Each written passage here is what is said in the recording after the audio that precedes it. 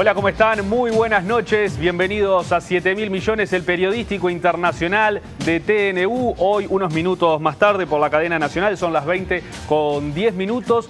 Y vamos a ir rapidito porque vamos a hablar de Argentina, de todo lo que está sucediendo en el vecino país, que la semana pasada estuvo movilizado por el debate en el Senado de la despenalización del aborto, que no se dio, y por todo lo que está sucediendo en el mundo político. Hace una hora nada más estaban allanando el edificio donde vive la senadora y expresidenta Cristina Fernández, el ex vicepresidente y ex ministro de Economía, Amado Boudou, condenado a 5 años y 10 meses de prisión por corrupción. La campaña del actual presidente Mauricio Macri, de la Alianza Cambiemos, involucrada en irregularidades sobre su financiamiento. Muchas cosas que están sucediendo en Argentina. Eso va a ser en el primer bloque, y en el segundo estaremos hablando, en realidad estaremos compartiendo con ustedes la segunda parte de la entrevista con el escritor y periodista colombiano Omar Rincón, hablando sobre la información en la era de las redes sociales. Ustedes pueden participar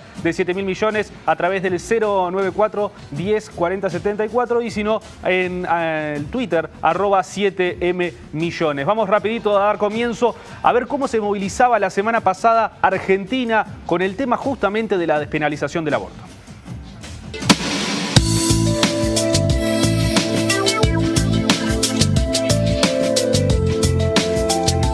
Con 38 votos en contra, 31 a favor y 2 abstenciones, el Senado argentino rechazó el pasado miércoles el proyecto para legalizar el aborto que había aprobado la Cámara de Diputados en junio. Tras 5 meses de debate mediático, político y social, la ley que reglamenta el aborto en Argentina sigue siendo la misma. La interrupción del embarazo sigue siendo un delito penado con hasta 4 años de cárcel, a pesar de que cada minuto y medio una mujer aborta en el vecino país. La ley vigente data de 1921 y solo permite el aborto en caso de violación o riesgo de vida para la madre, 2 supuestos que fueron un avance hace 97 años, pero que hoy no responden a las nuevas demandas sociales. Si bien el presidente argentino Mauricio Macri habilitó por primera vez el debate parlamentario sobre la interrupción voluntaria del embarazo, Cambiemos, la coalición que encabeza, fue la que más votos en contra aportó para rechazar la iniciativa. Así fue que la maratónica sesión parlamentaria terminó entre informaciones de posibles variantes del proyecto o una modificación del Código Penal, y ahora los promotores de la norma tendrán que esperar al menos un año para introducirlo en el nuevo Congreso. Sería el 8º intento desde 2007. El proyecto de ley de interrupción voluntaria del embarazo traspasó las fronteras de la política y se introdujo en la vida de millones de argentinos. Casi nadie se quedó al margen y casi todos tomaron postura en una discusión sobre la vida, la muerte, el Estado, el género, el sexo y la salud pública. Los pañuelos verdes, símbolo de quienes apoyan la despenalización del aborto, llegaron con sus argumentos a programas de televisión en horario estelar y a la contratapa de diarios como el New York Times. Los críticos del proyecto, en cambio, apelaron el argumento moral. El aborto es matar, dijeron, y acá se trata de salvar 2 vidas. Algunos de los voceros conservadores incluso llegaron a emitir declaraciones refutadas por la ciencia, como el pediatra Abel Albino, quien dijo en el Senado que el preservativo no sirve para prevenir el SIDA. El lobby de la Iglesia se activó para la votación en el Senado. El Papa Francisco, quien no se pronunció específicamente sobre el caso argentino, 2 días después de la votación en diputados, dijo que el aborto es homicidio de niños, comparable con lo que hacían los nazis por la pureza de la raza. Hoy todo sigue igual, el aborto sigue siendo ilegal, pero es imposible pensar que no pasó nada, porque en lo simbólico se puede empezar a decir que Argentina nunca será la misma. Tal como lo señaló el senador Pino Solanas, quien decidió dedicar sus últimas palabras a las miles de jóvenes que bajo la lluvia aguardaban a las puertas del Senado para conocer el resultado. Hoy no es una derrota, esto es un triunfo monumental porque hemos logrado colocarlo en el debate nacional.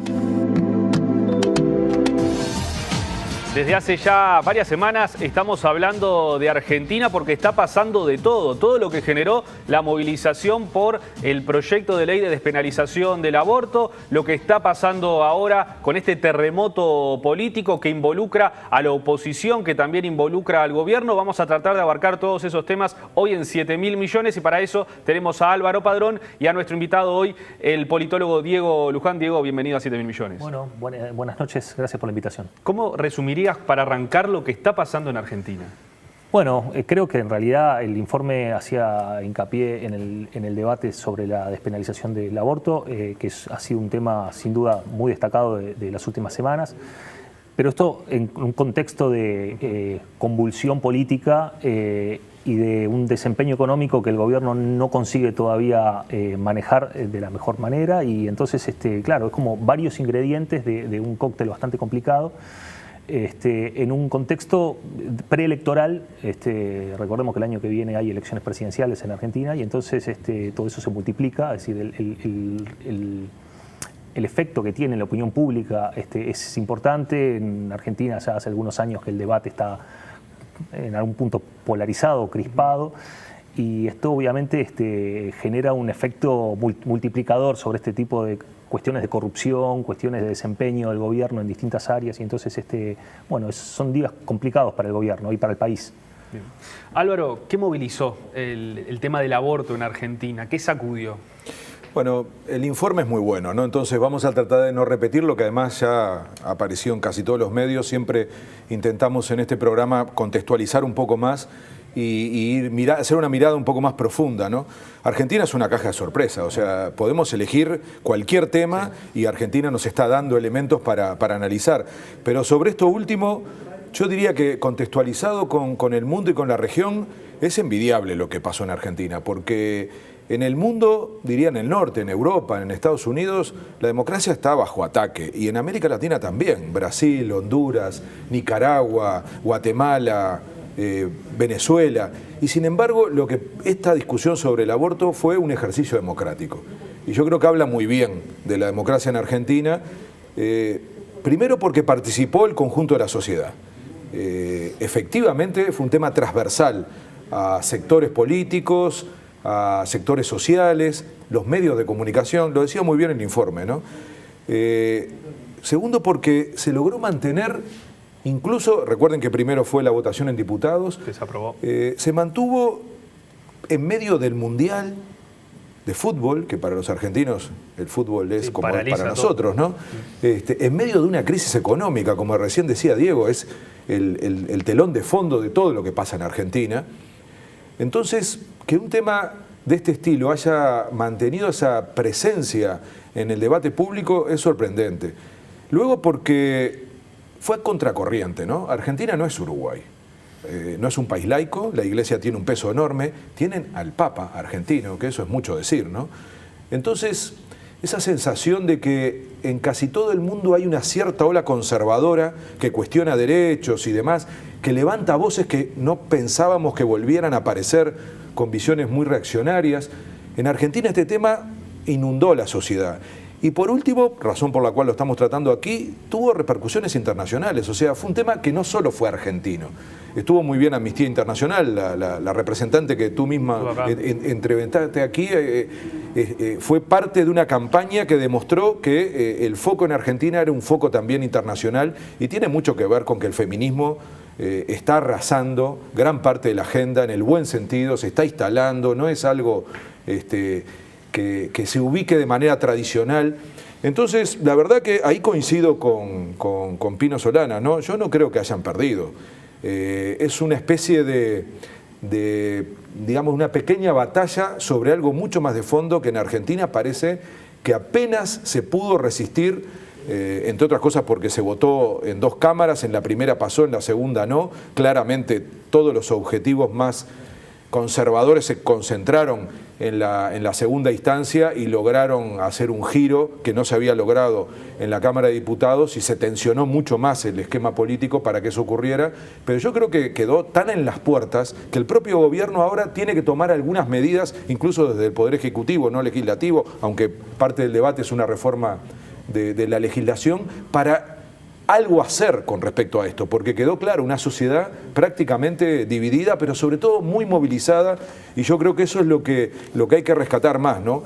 Y insisto en compararlo con la región, porque nos habla bien de un país en donde la democracia ha logrado sostenerse. Fíjense qué particular, acabo de llegar de Brasil, y es un tema que vamos a profundizar el lunes que viene, y esta es la misma Argentina que hoy volvió a abrir una de las causas por las cuales están investigados 10 militares sobre 805 víctimas de la época de la dictadura, ¿no? Y tenemos a un Brasil en donde el segundo candidato más votado en las encuestas, Bolsonaro, es un militar que reivindica la dictadura. Entonces, hay que mirar con atención a Argentina con respecto a esa capacidad que tiene de reaccionar como sociedad. Porque esto fue un ejercicio de la sociedad movilizada, del mismo modo que esa sociedad se está resistiendo a las reformas laborales, a la reforma de la seguridad social, se expresa con respecto a la crisis económica. Es una sociedad que tiene una gran vitalidad, una gran resistencia. Vamos a estar juntos en el G20, allá por fin de año. Seguramente va a ser una demostración, preocupación muy grande del gobierno, ¿no?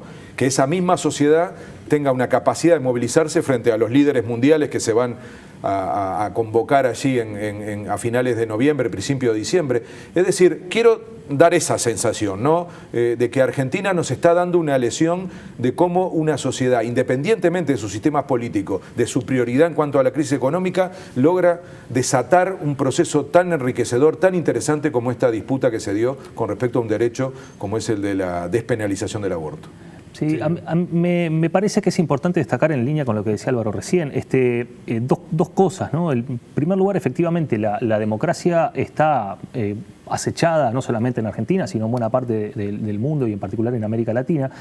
Y bueno, Argentina obviamente no es la excepción, todo lo contrario. Es decir, últimamente, y cuando digo últimamente, digo en los últimos años, el debate político en Argentina, si bien abunda en los medios, suele girar en torno a cuestiones de valor en el que todos estamos de acuerdo, ¿sí? Es decir, en cuestiones que no dividen, aunque parezca todo lo contrario, como es por ejemplo, la lucha contra la corrupción.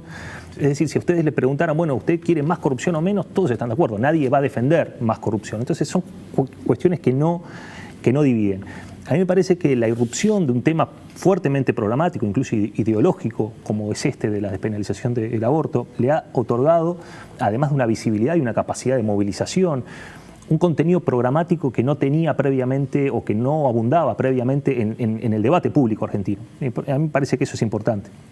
Y el segundo aspecto que quería destacar, en particular de la votación en el Senado sobre la despenalización del aborto, es que queda claramente visible el contenido específico que tiene cada una de las dos cámaras, ¿sí? En la Cámara de Representantes, en la Cámara de Diputados, que tiene una conformación distinta en términos de cómo es elegida, la mayoría fue para despenalizar el aborto. Sin embargo, recordemos que la Cámara Alta, la Cámara de Senadores, tiene una forma de elección que es fuertemente territorial, es decir, las que están representadas son las provincias, los estados subnacionales y no el pueblo.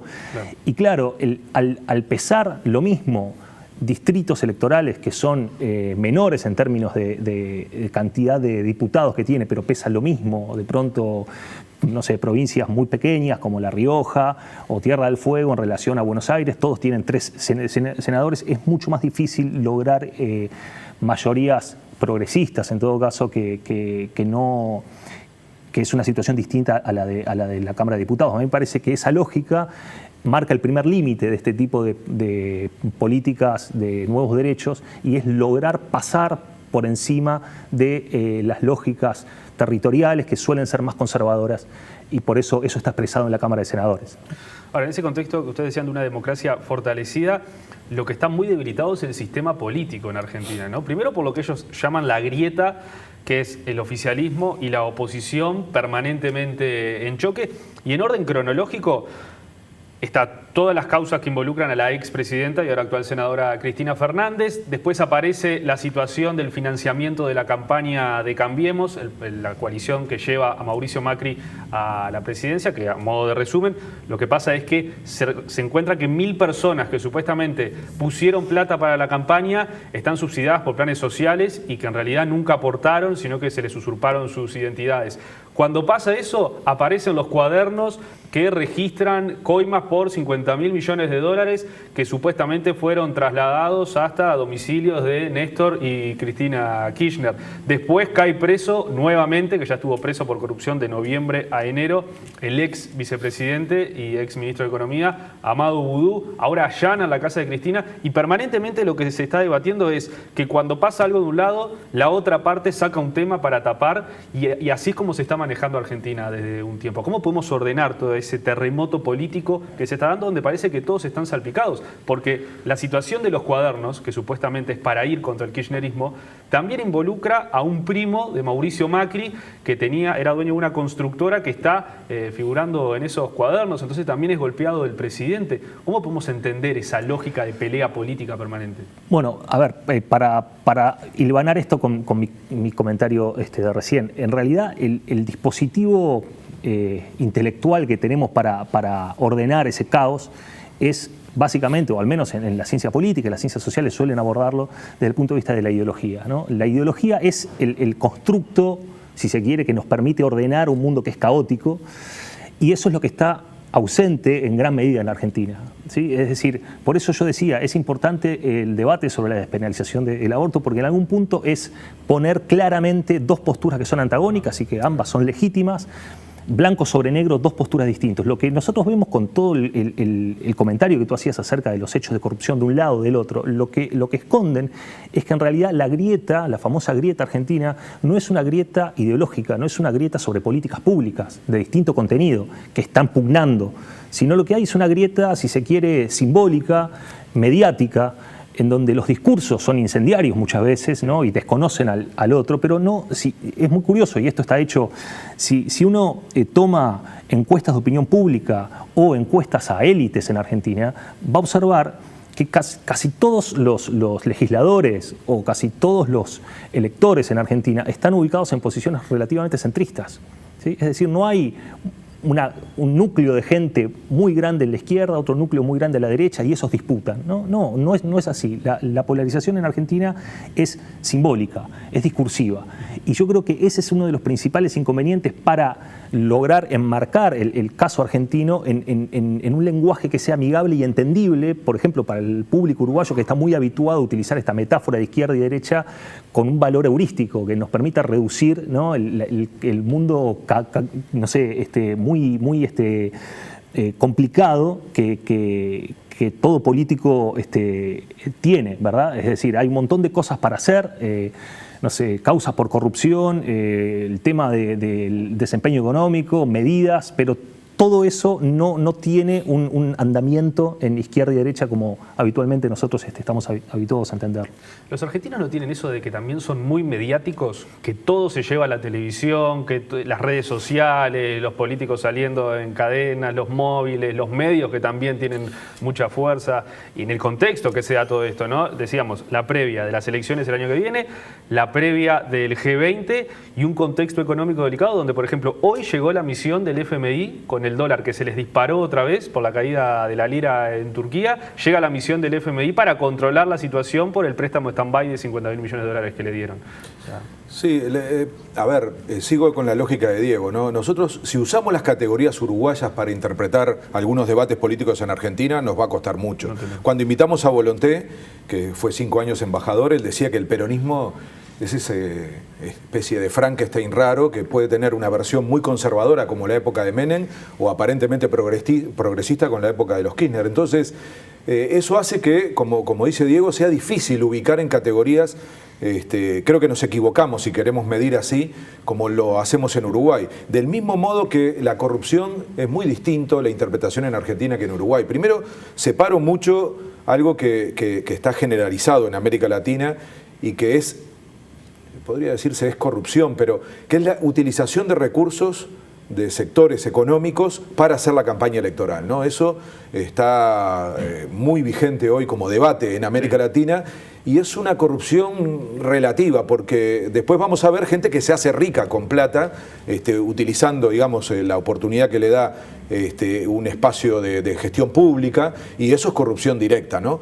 Esto de la utilización de recursos para campañas, en algunos países se está legislando. Vale que Uruguay ponga las barbas en remojo y está en debate en el caso uruguayo, ha hecho renunciar a un presidente como el caso de Perú, ¿no? Sí. Y en Brasil es casi el centro hoy de gran parte del debate. Entonces, por eso cuando uno ve corrupción en Argentina no le llama tanto la atención. Y al nivel de la naturalización que, no sé, el episodio de Lita Carrió, mencionando la palabra coimas, como cometiendo el error, porque es tan natural que se ha instalado en el sentido común de la sociedad, y yo diría que incluso tengo dudas de que se juzgue de una manera tan dura como lo juzgaríamos en Uruguay, ¿no? Recuerden que hace poco el caso del empresario sindicalista Balcedo aquí en Uruguay, bueno, eso es moneda corriente en Argentina. Ven a esa gente con poder económico, con lujos y demás, y es todo como durante una época era tan aceptado que era la referencia del éxito. Entonces, yo pondría entre comillas esto porque es un poco lo que tú decías al principio, aparecen muchas veces como una instrumentalización de cómo esconder otros debates. Claro. Y yo creo que de todos los que hay instalado en Argentina, además de este tsunami social, que fue el debate sobre la despenalización del aborto, el trasfondo de la crisis económica es el más fuerte. Porque es el que abre el debate sobre si hay una solución desde el sector conservador a lo que más se supone que saben hacer, que es la estabilidad económica. Porque en el fondo, en América Latina está en discusión eso, si estamos frente a un cambio de ciclo. Durante un periodo casi de 15 años del progresismo, si estábamos y si estamos frente al cambio de ciclo del progresismo hacia otra opción, algunos le llaman a ello la nueva derecha, y el caso argentino era muy paradigmático, porque fue a través de una elección, con un candidato relativamente nuevo, con un partido nuevo, un hombre que se mostraba como moderno, capaz de volver a poner a la Argentina en el mundo, en el momento que el mundo se cierra, y con una gran capacidad de generar estabilidad económica, etcétera, etcétera. Nada de eso está pasando.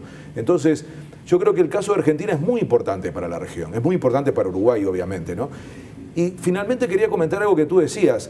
Es raro porque acabamos de hablar de la centralidad de la política, de la centralidad del Parlamento, por esta cuestión de la campaña por despenalización del aborto, pero al mismo tiempo la corrupción vuelve a poner en cuestión a la política, a los partidos. Y no nos olvidemos que Argentina es el país que inauguró la idea de que se vayan todos, ¿no? Es decir, nosotros estamos viendo procesos así, lo de México es clarísimo, un hartazgo de la sociedad frente a los partidos tradicionales. En muchas partes de América Latina se está dando ese efecto, descrédito de la política, también en el norte. Con la ventaja, perdóname, que en México existe una alternativa que fue efectivamente el que ganó. En Argentina lo más peligroso es que precisamente el hartazgo, que en Argentina efectivamente tiene una historia bastante trágica, está mostrando que la corrupción no es un asunto que diferencie, claro. Otra vez, ¿no? La corrupción no diferencia. Entonces, en la medida que no diferencia, el sistema se queda sin alternativas. Yo creo que la política sufre cuando se habla sobre corrupción. No es que no haya que hablar. Cuando se compite sobre corrupción, la política sufre. La política no es quién es más corrupto y quién es menos corrupto. La política es, entre otras cosas, entre otras muchas cosas, pero principalmente es capacidad para redistribuir, es decir, el asunto básico de la política es de carácter redistributivo, no solamente económico, redistribuir valores, por ejemplo, redistribuir derechos, es una política redistributiva. Pero si a uno hace campaña diciendo, bueno, yo en realidad soy menos corrupto que el otro, no me está diciendo lo que va a hacer. Claro. Y eso no es que yo quiera traer de vuelta la ideología a la mesa, pero realmente decir, yo soy más capaz que el otro porque mis cuadros técnicos son mejores, o yo soy menos corrupto que el otro porque en realidad tengo menos procesados por corrupción que mi rival, no esclarece, sino que oscurece. Es decir, bueno, pero ¿vos qué vas a hacer si ganás? ¿Sí? Porque en realidad lo que hay de fondo, lo que la política debería darnos como actividad humana es lograr comparar proyectos distintos, y esos proyectos no son en general finalistas. ¿Sí? Es decir, a la gente no le importa si uno sube o baja los impuestos, lo que le importa es mejorar su nivel de bienestar, mejorar el desarrollo relativo del país.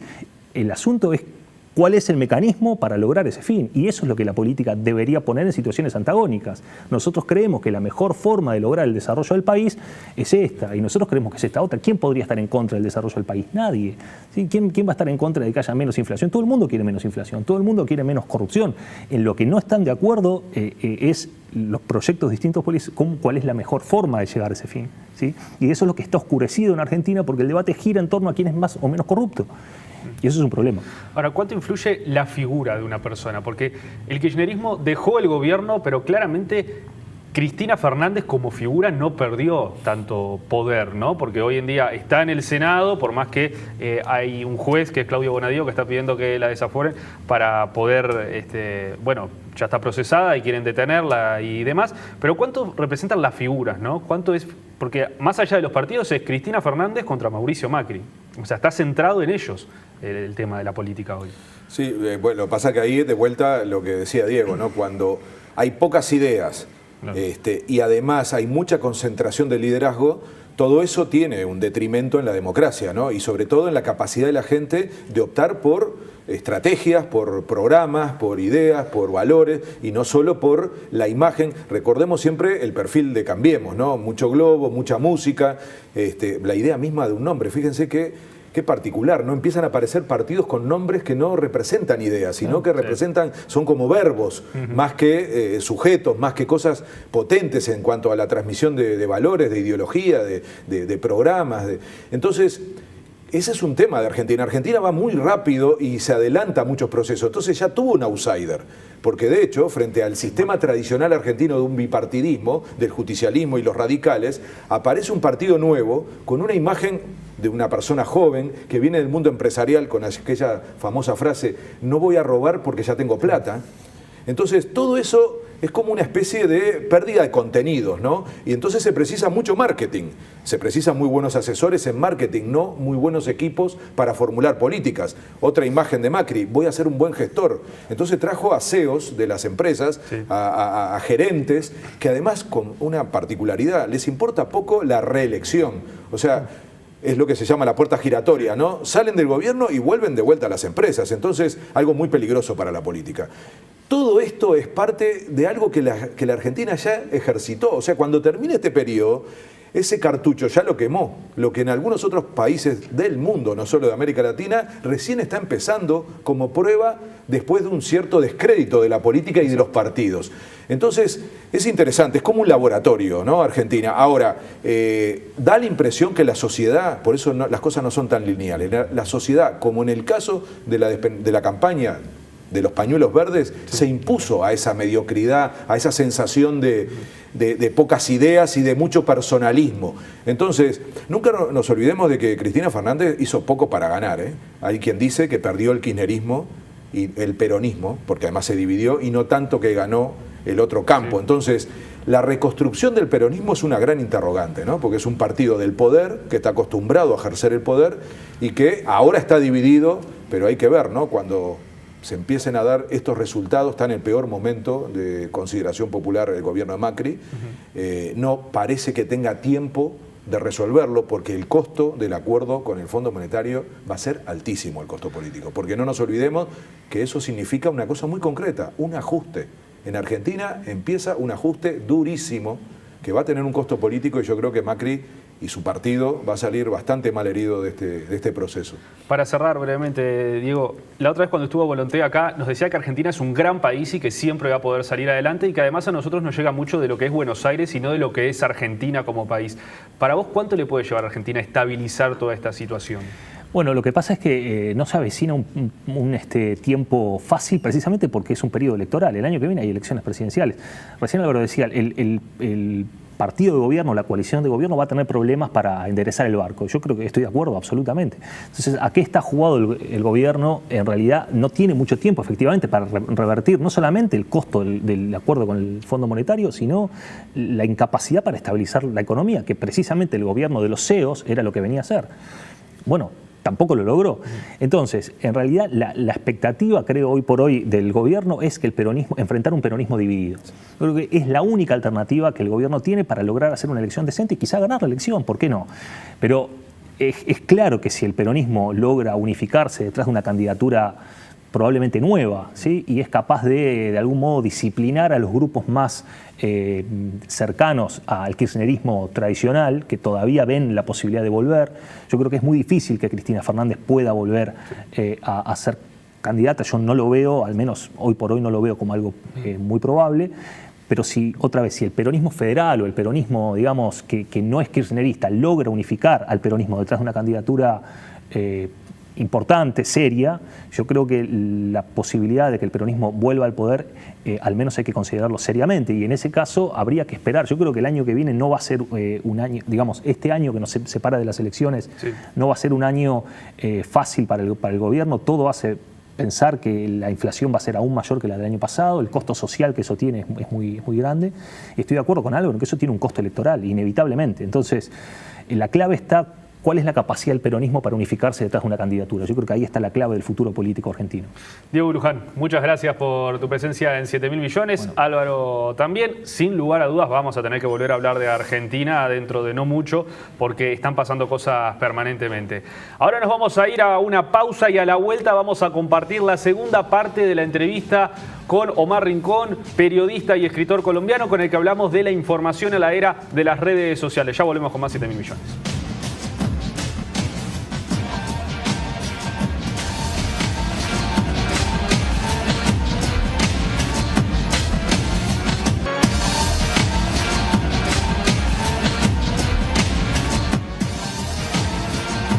Seguimos en 7.000 millones por la pantalla de Televisión Nacional. Les agradecemos a todos los que nos están escribiendo a través del 092 1040 74, como Washington, que nos escribe desde Melo, como Sergio, que nos escribe desde Shangri-La.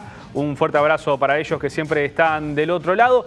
Vamos a compartir ahora la segunda parte de la entrevista que hicimos con el escritor y periodista colombiano Omar Rincón. La semana pasada estuvimos viendo la primera parte en la que Omar hablaba sobre el rol de los medios públicos. Ahora va a hablar sobre la información en la era de las redes sociales y en esta primera parte va a estar comentándonos sobre lo que opina en lo que tiene que ver con las redes, los medios de comunicación y las elecciones, cómo es que se enreda todo esto. Vamos a ver la primera parte de esta entrevista con Omar Rincón.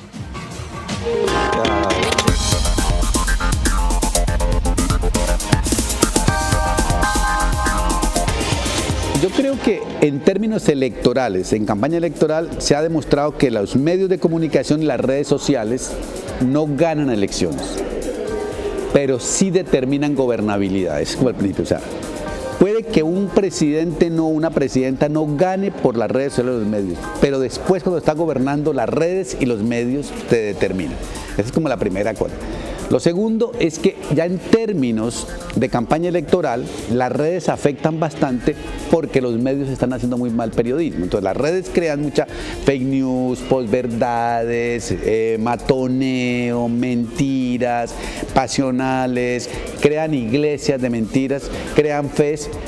Pero eso no sería grave, las redes están para eso, las redes crean un trending topic cada media hora, o sea, desaparecen. Lo malo es que los medios y los periodistas no están haciendo su trabajo y visibilizan esas redes, y al visibilizarlas las vuelven masivas y colectivas.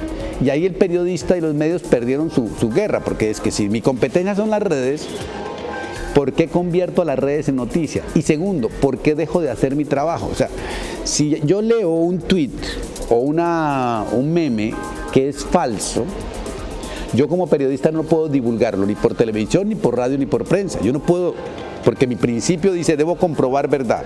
Si compruebo verdad y no existe, no puedo divulgarlo. Pero si lo divulgo, estoy promoviendo que la fake news salga. O sea, el fake news lo que indica es que hay mal periodismo. O sea, las fake news no existirían si hubiera un periodismo, porque el primer principio de periodismo es comprobar verdad, tener datos, tener contexto, generar criterio. Simple. O si la pongo, digo esto es mentiroso. En el caso colombiano, Uribe dice mi gobierno fue transparente. Yo no puedo pasar ese tuit, porque, o si lo paso, digo esto es mentira del expresidente Uribe, porque en su gobierno hay 8 investigaciones por corrupción, 7 por derechos humanos, 4 por Estado. No puede salir a decir eso, eso es cínico. Entonces, yo como periodista no puedo hacer ese tipo de elementos. Y lo tercer, el punto, es que si lo que sí está grave es cosas como el WhatsApp, porque entonces resulta que ahí usted tiene un problema complicadísimo, porque son iglesias pequeñitas de lo que queremos creer. O sea, es que la posverdad, digamos, en comienzo, eso siempre ha sido la política, son mentiras que queremos creer. O sea, un político dice, prometo pleno empleo, y los ciudadanos decimos, sabemos que es mentira, pero queremos creer eso. Pero ahora que está en el WhatsApp, me mandan una fake news, un video falso, una noticia, y yo con todos los que estemos en el WhatsApp la creemos. Entonces esta proliferación de falta de reflexión, de pensamiento crítico en las redes, y sobre todo en el WhatsApp, que es más familiar, sí está afectando las creencias o está afirmando las creencias que tenemos. Entonces la democracia se volvió una democracia más de personalidades, de creencias, de fe, de seguimiento de celebrities, que de partidos, programas e ideas.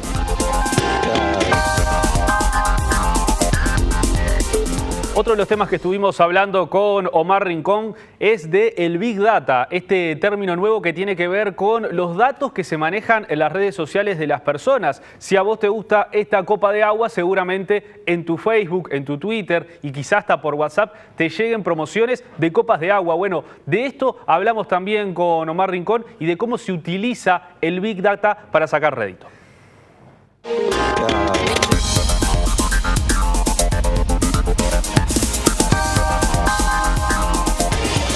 El asunto es que el Big Data hoy es la nueva ideología, porque el Big Data es el resultado de lo que hacemos los ciudadanos en las redes. O sea, cuando yo entro a Facebook, cuando yo entro a Twitter, cuando yo entro al email, cuando yo entro a cualquier parte, a Google, cuando yo hago una búsqueda, cuando me quiero ganar un wifi gratis, yo estoy dando mis datos para que se vuelva un dato. Los datos son mi sangre digital. Yo le estoy dando los datos a ellos para que con esos datos ellos conformen tendencias, hagan un mapa de qué pienso yo. Esos datos se los venden sobre todo a empresas comerciales que saben que a mí me gusta la Coca-Cola, entonces me mandan Coca-Cola, o que a mí me gustan los refrescos a la madrugada y me mandan eso, o que a mí me gusta viajar de playa en playa, entonces me manda eso. Y con eso hacen negocio, con nuestros datos hacen negocio porque me manipulan para hacerme creer que yo elijo libremente. Pero también lo están usando los políticos para llegar con sus ideas que pueden servir, y lo peor es que lo están usando los gobiernos para controlar oposición y disidencia. Entonces, por eso digo que la ideología hoy son los datos. ¿Qué pasa frente a eso? Los políticos tienen que tener en cuenta, porque ya es un dato, o sea, ya nadie puede no tener en cuenta lo que digan el Big Data de una ciudadanía. Pero eso no quiere decir que tú le puedes inmediatamente llegar con lo que ellos quieren. Por ejemplo, si estamos a favor de la pena de muerte, yo llego con la pena de muerte y listo. No, porque si yo soy socialista no puedo proponer la pena de muerte. O sea, tiene que ir en consonancia con la personalidad que yo tenga, porque hoy la política es de autenticidad. Entonces, si yo soy, una de las cosas que tiene, por ejemplo, el Pepe de famoso es porque es auténtico, Lula es auténtico, el Papa Francisco es auténtico, Chávez era auténtico, Uribe auténtico. Entonces, es mi autenticidad la que se vende. Si no es coherente con mi personaje, fracaso. En las elecciones colombianas que acaban de pasar, había un personaje que se llamaba Vargas Lleras, que hubiera podido ser el presidente, todos decíamos, pero se puso a darle gusto a todo el mundo. Pagó el estudio más caro de redes sociales. Y si la gente decía quiero pena de muerte, mandaba pena de muerte. La otra día decía la gente quiere animalismo, le mandaba animales. La otra día tal cosa, le mandaba eso. Entonces, basado en ese principio, comenzó a mandar lo que la gente quería escuchar. Pero la gente no quiere escuchar solamente lo que a mí me gusta, sino que tenga credibilidad y legitimidad en el personaje. O sea, no es tan simple como eso. Yo puedo proponerle a la gente lo que quiera, lo que la gente quiera en este momento, pero si no lo ven, que yo lo encarne, que yo haga esa performance adecuadamente, no tiene sentido. Entonces tengo que construir casi que dramatúrgicamente un personaje verosímil y creíble para la gente. Omar Rincón también nos habló sobre la lucha entre las figuras políticas y los medios de comunicación y cómo debería cambiar el periodismo. Esto nos decía.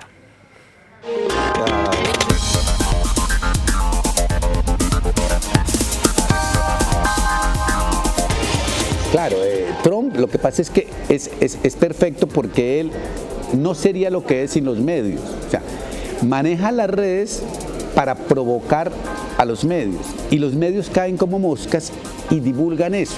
Entonces, yo de Trump estaría feliz porque cada vez que me atacan, yo los ataco a ellos y ellos me responden. Técnicamente está haciendo lo mismo que hacía Chávez o que hacía Cristina, que es decidir que su oposición son los medios y no los partidos políticos. Si lo hiciéramos en América Latina decíamos democracias bananeras. Lo están haciendo allá y es una democracia en la que el tipo provoca con posverdades, con fake news, con agresividad, con matoneo y los medios reaccionan. Entonces ahí es donde los medios tienen que cambiar. Yo creo que, lo decía el New York Times, el problema de Trump es que no corresponde al storytelling periodístico. Sí, pero casi ningún político, ni Macri, ni nada. Entonces, ¿qué es lo que hay que hacer? Cambiar el storytelling periodístico para que se acomode a estos sujetos. A Trump no se lo puede narrar como un político, hay que narrarlo como farándula.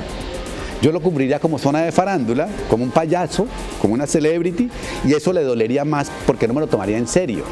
A Macri no lo podemos nombrar como un político porque no respeta la Plaza de Mayo, no respeta el sillón presidencial, no respeta la ritualidad política, sino él quiere ser un farandulero, pues cubrámoslo como farándula. O sea, de alguna forma los medios y los periodistas estamos haciendo agua para crear un storytelling para contar estos personajes.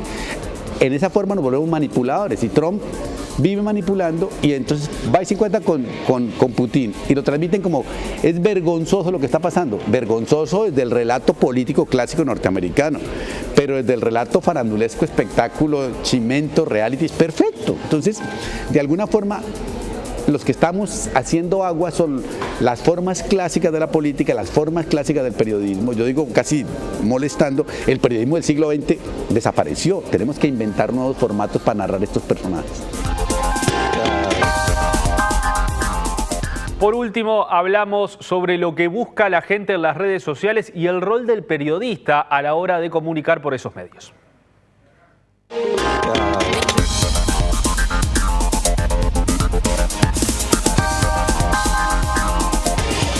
Por eso, si la gente accede a las redes sociales directamente y no pasa por los periodismos, significa que estamos haciendo mal el negocio. Nosotros tenemos que ser indispensables. ¿Qué es el periodismo hoy? Hay que reinventarlo porque ya no consiste en producir información, porque las redes se consigue información por todos lados. Yo tengo que producir sentidos, tengo que producir criterio para entender la realidad, yo tengo que producir miradas sobre la realidad. Y hoy todos seguimos a periodistas y no medios que generen sentidos. Yo digo que se llama periodismo DJ, que mezcle mejor. Entonces digo, este tipo me gusta cómo interpreta, este mira por acá, y eso es lo que queremos seguir. Mentes que me sean capaces de interpretar. Lo que el periodismo antes era divulgación informativa, hoy es agregación de sentidos. Entonces lo que yo estoy buscando es alguien que me explique qué está pasando con este despelote social que estamos hablando. Cuando yo prendo el programa de televisión, yo quiero que me interpreten con criterio, no que me diga su opinión. A mí su opinión me tiene sin cuidado. Es qué criterio tengo para entender esto, que me generen posibilidades de sentido, que se me vuelva la información útil para la vida ciudadana. Entonces, de alguna forma, los medios están tratando de competir con las redes. Antes los medios, la prensa intentaba competir antes con la televisión, fracasó. Competir con la radio, fracasó. Competir con las redes, fracasa. Entonces la prensa tendría que volver a ser el lugar donde yo voy a leer cómo pensar la realidad. La radio es la más de entretenimiento y compañía, pero es la que me permite decir de qué converso en cada momento. La televisión es mucho más gestual, es más difícil en la televisión, pero yo si a la televisión voy de alguna manera a ver qué es lo importante en la sociedad, porque seguimos creyendo que quien sale en televisión es importante. Y las redes básicamente es un lugar de chimento público en que yo creo lo que quiero creer, pero que yo puedo ir a otro lado a entenderlo. Yo creo que en este momento, como estamos haciendo el periodismo, los medios, la sociedad ya vive sin los medios y sin los periodismos. O sea, está totalmente. La televisión se dedicó al periodismo sensacionalista, carroña, vampiro, de sangre y dolor, y politiquero excedido. Si ustedes ven los programas deportivos y todo el mundo grita y todo el mundo es sensacionalista, todo sensacionalista. Y a ciertas telenovelas de entretenimiento popular, ciertos directos como el fútbol y espectáculos de música y realities. Esto se volvió a televisión. La radio se convirtió en programas donde la gente la pasa muy bien allá, no sabemos por qué, van y se divierten allá. Y hablan y se saludan y se hacen bromas, pero que a mí me dé algún sentido, no tiene ningún elemento. Y la prensa es como un lugar donde el mundo jurásico habla y cree que está haciendo cosas muy importantes, escriben columnas muy pensantes, pero a nadie le importa, solamente a los políticos. Si los políticos no leyeran la prensa, a nadie le importaría la prensa. Entonces tenemos que volver a ser fundamentales para la sociedad, para el pensamiento crítico, pero eso implica un problema más narrativo. Yo creo que lo que tenemos que hacer es lo que las redes pusieron en efecto, es que tengo que interactuar distinto. Hoy una columna de opinión es un meme. Entonces, por tanto, un buen columnista tiene que hacer memes, no tiene que hacer columnas de opinión. Entonces, de alguna forma tenemos que reinventarnos narrativamente y esto no lo estamos haciendo.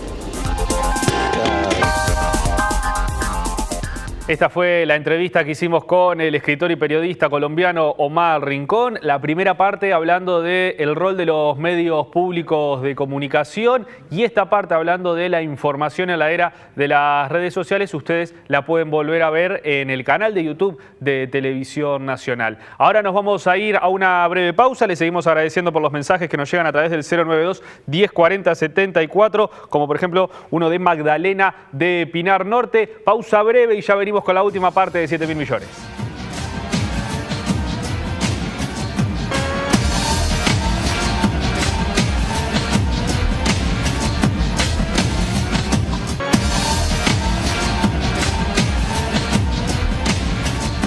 Llegamos al final de este programa de 7.000 millones. Les recordamos que la repetición también tiene nuevo horario. Es el domingo a las 11:30 de la mañana. A partir de mañana pueden ver este programa y todos los programas de las 3 temporadas de 7.000 millones en el canal de YouTube de Televisión Nacional.